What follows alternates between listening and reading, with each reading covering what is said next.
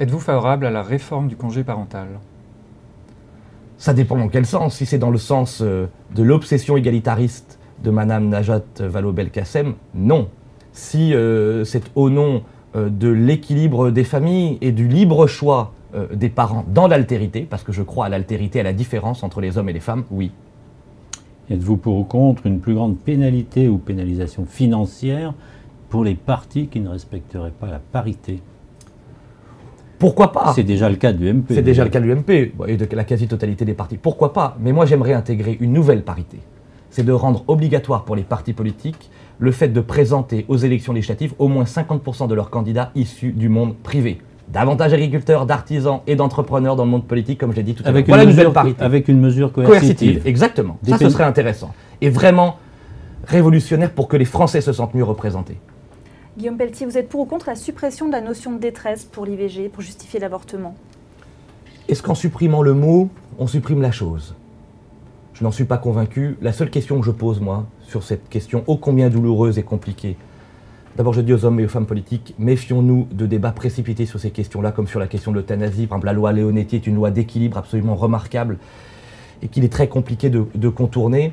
Je dis juste qu'est-ce que nous, on a réussi collectivement, vous, moi, tous les responsables politiques, pour qu'en France, au XXIe siècle, il y ait encore 250 000 à 300 000 avortements. Qu'est-ce qu'on a raté sur la contraception, sur l'éducation sexuelle? C'est ça la question qui, moi, au quotidien, sur ce sujet-là, m'anime. Est-ce que la suppression de la notion de détresse doit entraîner, selon vous, le déremboursement?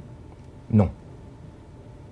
J'ai été opposé aux amendements d'une partie de l'UMP sur ce sujet. Mais il y a plusieurs députés de votre courant 7 ou 8, qui ont signé cet amendement. Pas de notre courant à nous, il y avait un autre courant qui l'a proposé, c'est le droit de chaque parlementaire, hein, ce droit d'amendement, mais je crois je ne souhaite pas rouvrir la boîte de Pandore.